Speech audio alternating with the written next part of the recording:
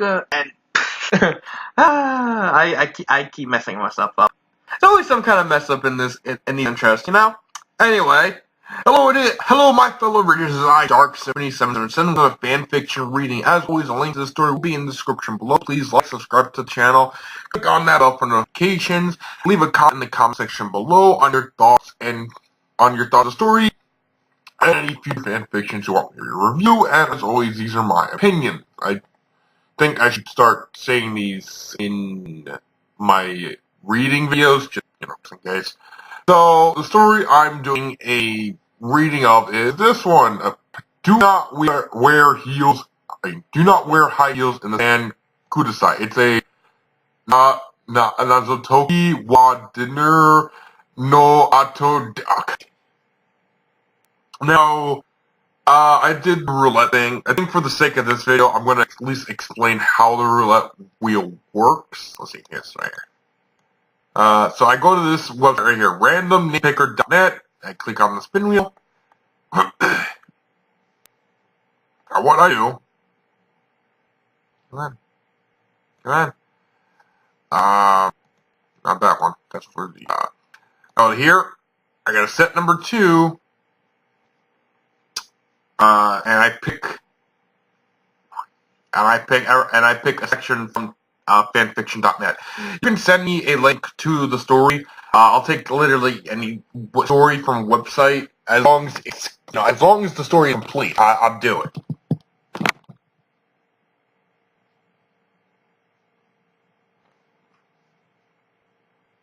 And then after that, I do letters, so that way because fanfiction is divided by letters and I guess a number. And I just realized I got to add. I forgot about that. Boop. Boop. Alright. Then finally, once I pick that, I click all. I actually kind of copy and paste every one in a section and put it number 4. So, we have it right here. So, we have. This is TV shows. And the night before, I actually looked up what the hell this show is. It's basically a Japanese crime drama. That's basically what I got. So I have no idea. Oh, and also in terms of fan fiction, if there's any other no, this is it. This is literally the only fan fiction in this area. This is literally it. So let's read the synopsis. Takes place an hour or so immediately following the first SP. I don't know what that is. After watching Kiko nearly toppling all over the beach, it occurred to us that Riko might also experience a mishap of some sort where the two of them were to just keep walking. Okay, so it's a rom-com. Alright, that's fine. I like a good rom-com as long as it's done well. Let's get started. I probably butchered that. It's spraining my ankle. Hosho Riko, full-time professional detective in the most prominent and wealthy areas in Japan. Wait, she's a rich detective? Okay. Pouted, wincing, and rubbing her foot. Moo. At that moment, her useless butler, Kageyama. Oh, okay, so that's Kageyama.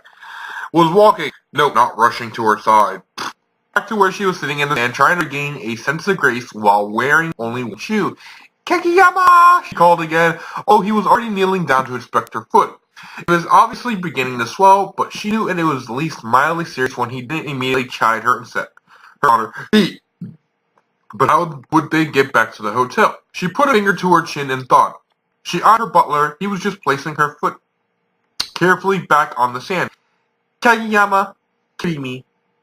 His eyes widened behind his glass for a moment, but he didn't jostle her at all, and immediately faced her with a worried expression. Oju-sama. What, he thought he could get off easily just because he helped her solve a case, not vacationing on the company dime all last week? I don't get this.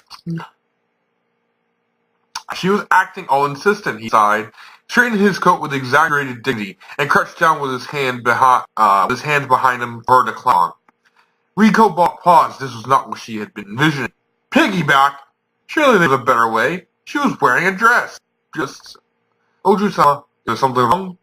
Kageyama was beginning to stand back up. Oh, fine. Of course not. We've done good work today, she retorted. Yes, the case was solved. Now something satisfying to distract her from this indignity. There was no way she was going to say out loud that she would have preferred to be carried like a princess. Oh yeah, because, rich girl. Princesses. Da da da. After 10 minutes back down the beach, Kageyama pointed out that wearing heels on the beach was an unwise decision. But lady, perhaps attempting to walk so far in high heels and dry sand was an unwise decision. Rico wrinkled his nose in annoyance and tried to hop at him, found it difficult when facing the back of his head. You hadn't I'm trying to say suspend instead of suggest. If you hadn't suggested we release our souls and allowed your lady to walk until sundown, it wouldn't be a problem. Hair got in her face. She couldn't get it out without letting go of Kageyama's shoulders. She tried to blow her bangs out of her eyes. It's not what she had in mind when she sprained her ankle earlier. Useless butler. She headed toward the road. Her head narrowly missed a low palm frond, and she wondered how well her butler was paying attention. She already was feeling the beginnings of a headache from a long day. No need to get whacked in the head on top of it. It's getting dark out. Yeah, Kageyama, I'm tired. Kageyama's voice betrayed a slightly put-upon attitude as he answered. We'll have reached the road soon, Oju-sama. I already called a cab to meet us and take us back to the hotel. Rico yawned, shifting to put her arm all the way around his neck. For comfort, of course. Good. Kageyama stumbled a little bit on the incline up to the paved road, and she made a small sound of protest, but her position remained secure. In fact, she was feeling kind of sleepy, and she couldn't see a cab anywhere as the road came into sight. He had better not think of setting her down on the pavement. Her eyes narrowed at the thought. We arrived, Oju-sama. His wave shifted like he was going to set her down. Oh, no, he's not. He walked into the car arrives, Kageyama. He stopped abruptly and his head turned like he was trying to look at her. Certainly giving one of those entirely too condescending expressions. For a second, she even thought he might drop her. But then, with a sigh she could feel through his back, clicked his tongue slightly and headed down the road in the direction of the hotel. The sleepiness was setting in, and she propped her head on top of his, closing her eyes and hoping the cabbie wouldn't miss them on the side of the road as it grew dark. Oju-sama. Riko's eyes fluttered open, and she found herself curled against the driver's side door of a cab. Kageyama was looking at her, but seemed to be trusting in his status as verbal human alarm helped wake her. Trouble reached the hotel. You'd think you'd stand well to exit the cab. The furthest left Rico's immediately.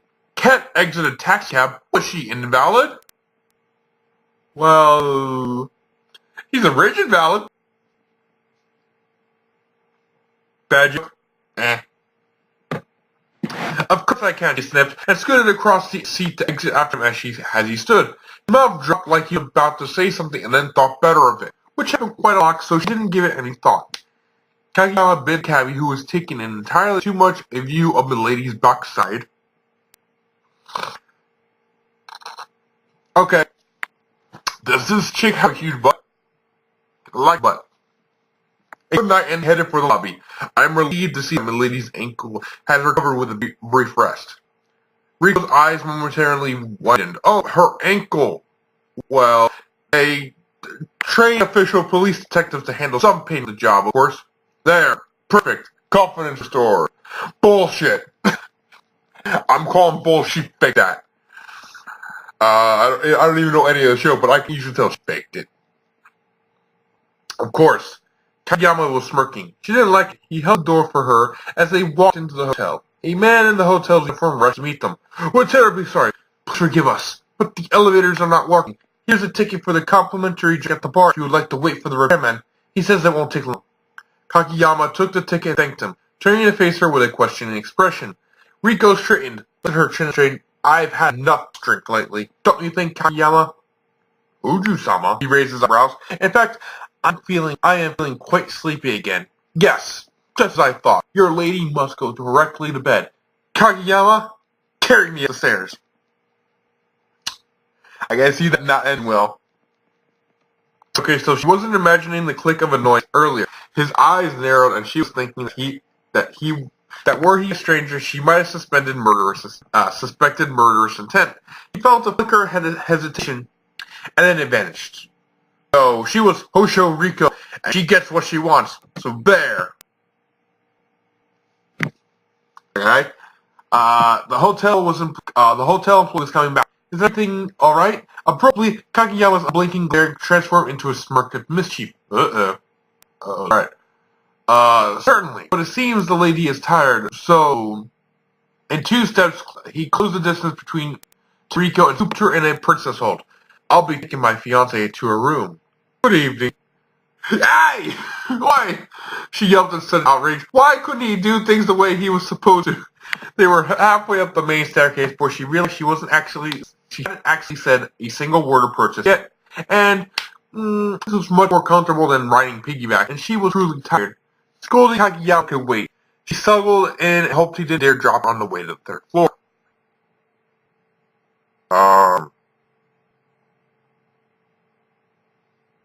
Okay. I guess this is the theme song. Check, bling bling, da da da da da da da. Okay, I try to pretend to be Batman. So that's the story. It's okay for what it is. I mean, it has some few jokes, but I don't really like jokes. I mean, it could make sense if I actually watched the show. I don't know I really don't know anything about the show because I didn't even know this thing. Sorry about that. I don't know.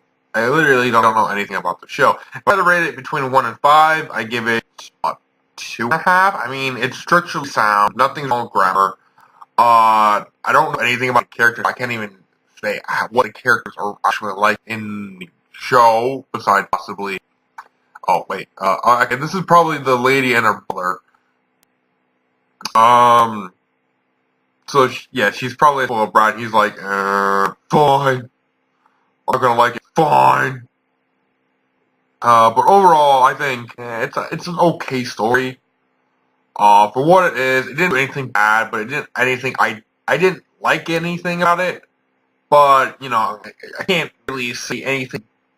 I can't really say anything bad about it because it's structurally sound. The plot is okay. The characters are okay. Nothing really wrong with those. Nothing wrong with the grammar. Nothing wrong with the pacing. Nothing really wrong with anything. It's just I just like it. But since I have to rate each story subjectively, like without the bias, I have to give it a 2.5 because it doesn't do anything outstanding. And there's also the fact that I don't know anything about the source material. Despite the fact I have to be subjective, there's only so much until you realize you're watching something, you're reading something that you never even heard of. So that's my reading of Do Not Wear High Heels in the Sand, Kudasai. This has been Dark 3777, and cut.